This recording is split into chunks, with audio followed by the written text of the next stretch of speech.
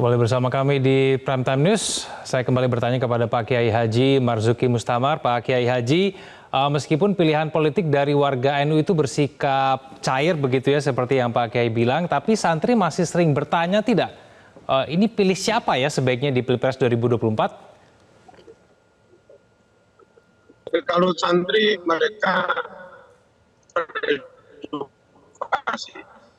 mereka dewasa, mereka tahu mana-mana yang paling bisa membawa negara ini.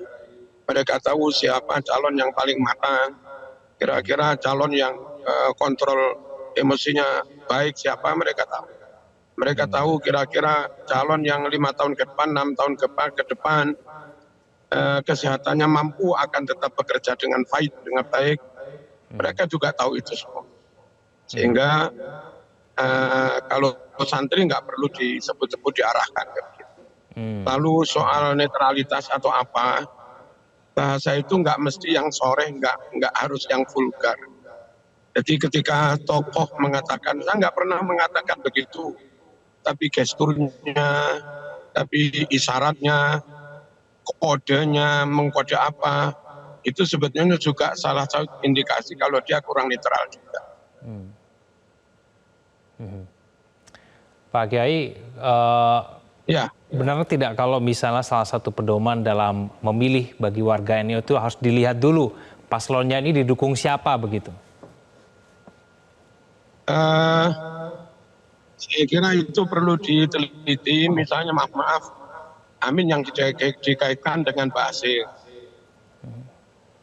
Itu operasi pihak tertentu lalu bikin framing atau benar-benar diminta oleh tim Amin untuk membuat pernyataan seperti itu. Saya kira perlu diteliti sebelum ada kepastian, nggak usahlah kita menanggapi atau apa bersikap. Karena bisa-bisa itu kemauan Pak Basir sendiri atau ada operasi tertentu yang menyuruh Pak Basir mengucapkan begitu, lalu dibuat framing atau dibuat opini apa, semua kemungkinan itu mungkin, sehingga nggak bisa langsung disimpulkan seperti itu.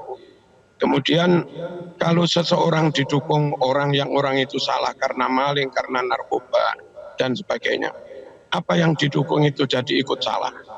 Dalam Islam wajib sholat. Kalau misalnya orang sudah rajin sholat, lalu didukung oleh orang enggak sholat atau non-muslim, apa dia menjadi salah?